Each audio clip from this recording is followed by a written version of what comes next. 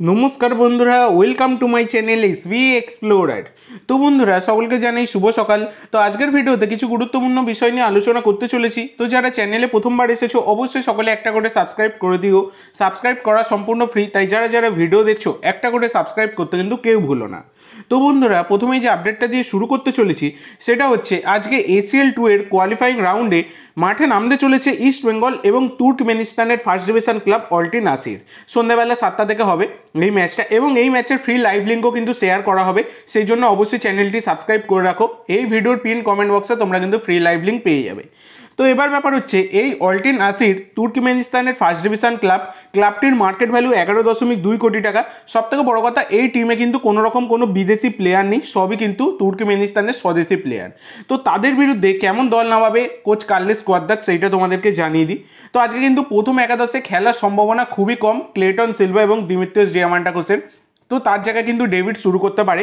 তো 4-2-3-1 ফরমেশনে দল নামাতে পারেন coach Carlos Cuadrado. Goalkeeper Gill, 4জন ডিফেন্ডার, রাইট ব্যাকে রাকিব, লেফট ব্যাকে মার্ক, সেন্টার ব্যাকে হিজাচি এবং নুঙ্গা, 2জন ডিফেন্সিভ মিডফিল্ডার সাউল ক্রেসপো এবং সৌভিক চক্রবর্তী, 3জন অ্যাটাকিং মিডফিল্ডার, রাইট মিডফিল্ডে মহেশ, লেফট মিডফিল্ডে ভিষ্ণু বা নন্দকুমার, সেন্টার অ্যাটাকিং মিডফিল্ডে মাদি তালাল, একজন ফরওয়ার্ডস ডেভিড। তো এইরকম কিন্তু হতে পারে। তো এবার দেখা যাক কেমন দল নামায়, তবে এইটা কিন্তু বেস্ট অপশান হবে। তোমাদের কি মনে হয়, তোমাদের মতে কেমন প্লেইং 11 হতে পারে, অবশ্যই সকলে কমেন্ট করে জানাতে ভুলো না। তো এরপরে তোমাদের যেটা জানাবো সেটা হচ্ছে মোহনবাগানকে নিয়ে এবার বিস্ফোরক মন্তব্য করলেন ইস্ট বেঙ্গলের প্লেয়ার আনোয়ার আলী। তো ইস্ট বেঙ্গলের প্লেয়ার আনোয়ার আলী তিনি কিন্তু আনজাস্টভাবে মোহনবাগানের সাথে কন্ট্যাক্ট টার্মিনেট করে তিনি 5 বছরের চুক্তিতে যোগ দেন ইস্ট বেঙ্গলে। তো এবার ব্যাপার হচ্ছে, গতকালকে তার নাম ঘোষণাটাও হয়ে গেছে। এবার ব্যাপার হচ্ছে, গতকাল ক্ষুদিরাম অনুশীলন কেন্দ্রে কিন্তু লাল হলুদ জার্সিতে আত্মপ্রকাশ ঘটে এই আনোয়ার আলীর। আনোয়ার আলী সেখানে মোহনবাগানকে নিয়ে বিস্ফোরক মন্তব্য করেছেন। আনোয়ার বলেছেন যে ইস্ট বেঙ্গল ও মোহনবাগান সমর্থকদের মধ্যে বিশাল পার্থক্য রয়েছে। আমি মনে করি না আর কোনো ভারতীয় ফুটবলারকে কেউ এভাবে স্বাগত জানিয়েছে যেভাবে আমাকে বিমানবন্দরে স্বাগত জানানো হয়েছে। এই রকম কিন্তু বিস্ফোরক মন্তব্য করেছেন আনোয়ার আলী। তো এটা নিয়ে কিন্তু সবুজ মেরুন সমর্থকেরা খুব একটা খুশি নয়। এমনিতেই তার ট্রান্সফারটা আনজাস্ট, তিনি বেআইনিভাবে মোহনবাগান ছেড়েছেন, সেটা নিয়ে এমনিতেই অখুশি সকলে। তারপরে এইরকম মন্তব্য, যেটা কিন্তু মোহনবাগান সমর্থকদের একদমই কিন্তু ভালো লাগেনি। এরপরে তোমাদের যেটা জানাবো সেটা হচ্ছে, আনোয়ার আলী তো মোহনবাগান ছেড়েছেন মানে কি, তিনি জোর করে মোহনবাগানের থেকে একটা পার্মানেন্ট ডিল চাইছিলেন, যেটা কিন্তু কার্যত বেআইনি ছিল এবং ব্ল্যাকমেল ছিল আর কি, সেটা কার্যত তোমরা বলতেই পারো। মোহনবাগান কিন্তু সেই ব্ল্যাকমেলে একদমই কিন্তু সাড়া দেয়নি এবং মোহনবাগান কিন্তু তাকে লাস্ট অব্দি ছেড়ে দিয়েছে মানে কি এনওসি দিয়ে দিয়েছে। সেই কারণে তিনি ইস্ট বেঙ্গলে গেছেন। পিএসসির কথা মতো এনওসি দিয়েছে, তাই তিনি ইস্ট বেঙ্গলে গেছেন। এবার ব্যাপার হচ্ছে, বর্তমানে মোহনবাগানে কিন্তু ভারতীয় ডিফেন্ডার অনেকগুলোই টার্গেটে রয়েছে। তো দেখা যাক কাকে শেষ অব্দি তুলে নেয়। তবে মোহনবাগানে বর্তমানে কিন্তু ঘরের ছেলে আরেকজনও রয়েছে, যেটা হচ্ছে দীপেন্দু বিশ্বাস। তো মোহনবাগান সমর্থকেরা কিন্তু এই দীপেন্দু বিশ্বাসের উপর খুবই পরিমাণে ভরসা রাখছে।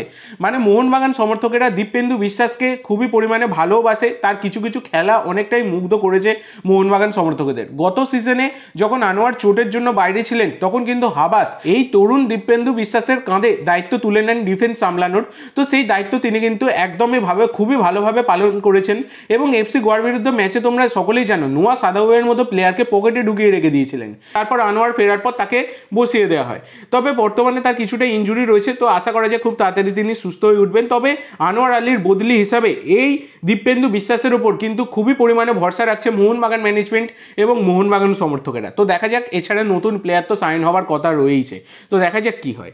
এরপরে তোমাদের যেটা জানাবো, 2জন ভারতীয় প্লেয়ারকে নিয়ে। প্রথমজন হচ্ছেন 24 বছর বয়সী ভারতীয় রাইট উইংয়ের প্লেয়ার মাখান ছোটেকে নিয়ে।